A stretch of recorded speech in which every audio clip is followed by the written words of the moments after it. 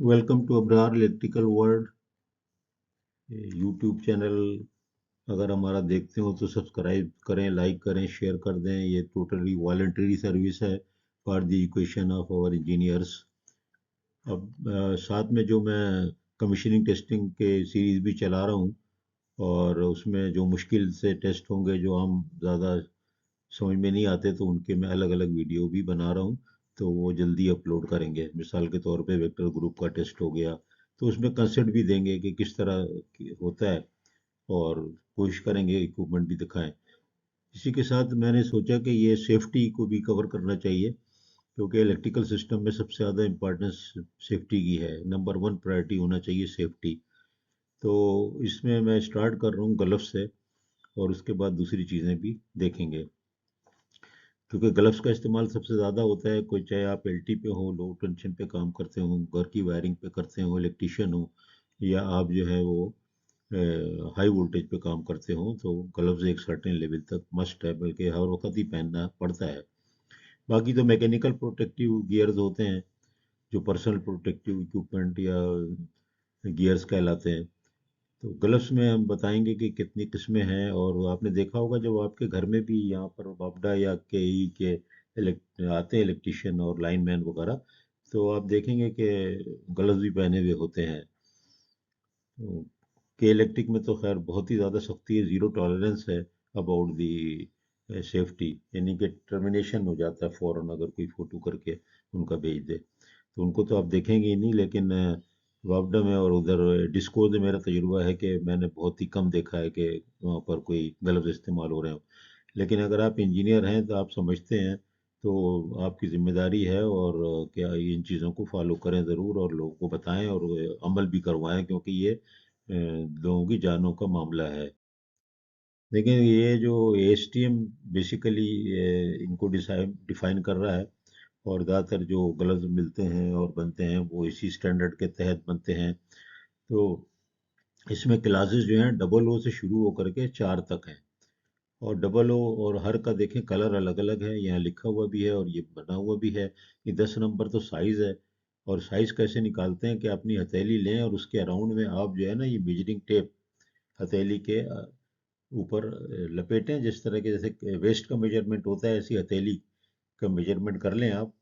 और उसके ऊपर जो आ जाए, फर्क करो आया 9.5 इंच, तो फिर 10 इंच का आप इस्तेमाल करेंगे, बहुत ज़्यादा नहीं। अगर फर्क करो आ गया किसी का 8 इंच, तो वो फिर 9 नंबर का इस्तेमाल कर ले, वो फिर 10 नंबर ना करे, क्योंकि लूज होगा तो काम करने में दुश्वारी होती है।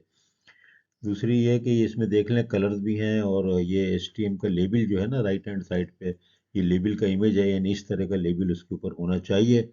मैन्युफैक्चरर अपना नाम लिख देगा और सारी चीज़ें लिख देगा। फिर इसी तरह आपने देखा टेस्ट वोल्टेज जो है वो इस पे टेस्ट करेंगे, और ये यूज़ इस पे करेंगे। टेस्ट वोल्टेज देखें, ये जैसे ये लें तो ये 5 टाइम है, ये देखें 5 टाइम है। लेकिन जैसे ऊपर नीचे ऊपर जाते हैं तो फिर रेशो जो है कम होता चला जा रहा है टेस्टिंग का, ये देखें यहाँ।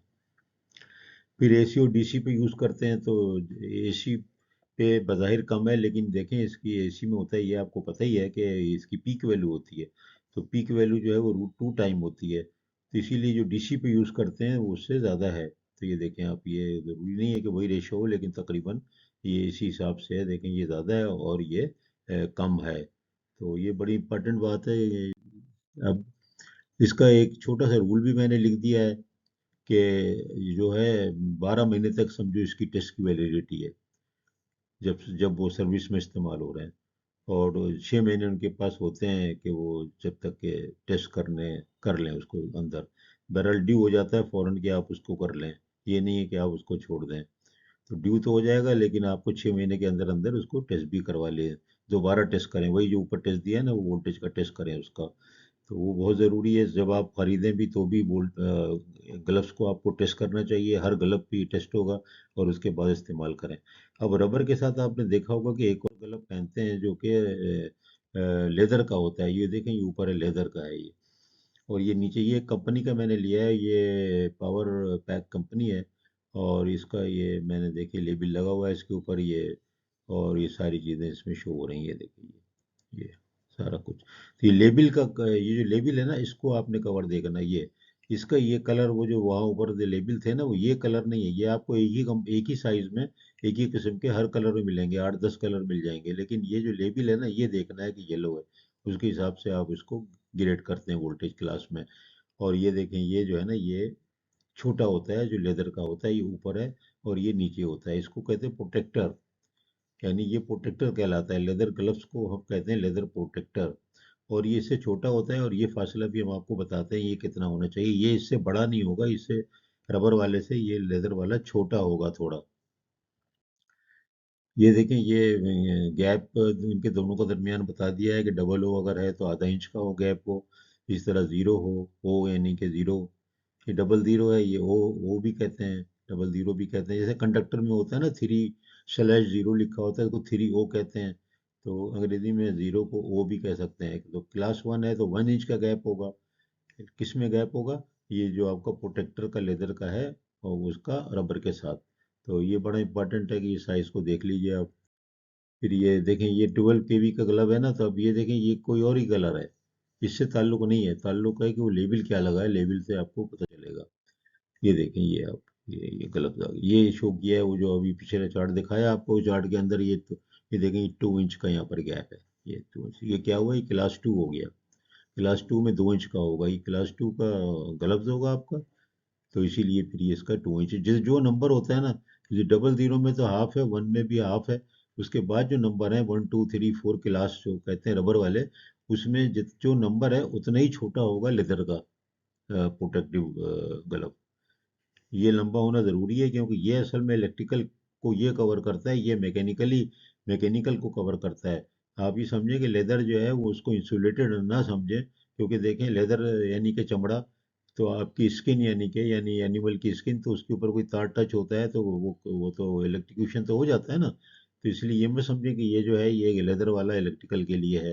ये इलेक्ट्रिकल वाला बड़ा होना चाहिए, कि चाहे कि कहीं पर भी टच ना हो सके। ये ज़रा कलाई से ऊपर तक जाता है थोड़ा, और ये जो है छोटा होता है, ये कलाई पे जाके ही तकरीबन ख़त्म हो जाता है, और ये उससे हाथ में ऊपर ऊपर की तरफ जाता है। तो ये बड़ा इंपॉर्टेंट पॉइंट है, इसको आप नोट करें। ये देखें, ये फिर वही चार्ट को दूसरी शक्ल में दिखाया हुआ है यहाँ पर। और इससे ये देखें, डिस्टेंसेस भी दिए हुए हैं, ये क्लास दी हुई है, और ये कितना लेदर वाला छोटा होना चाहिए। उसको कफ लाइन कहते हैं। कफ तो आपको पता ही है ना, कफ लिंक कफ। तो ये कफ, CUFF कफ है ये।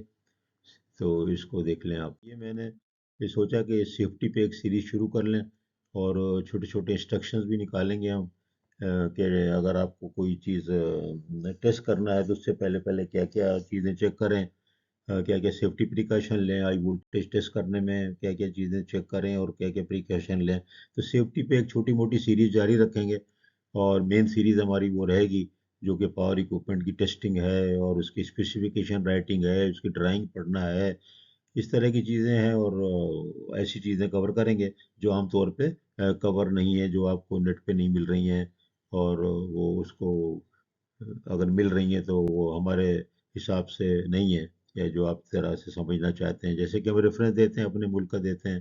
तो इसलिए ज़रूरी है कि आप हमारे वीडियो को भी लाइक करें, शेयर करें।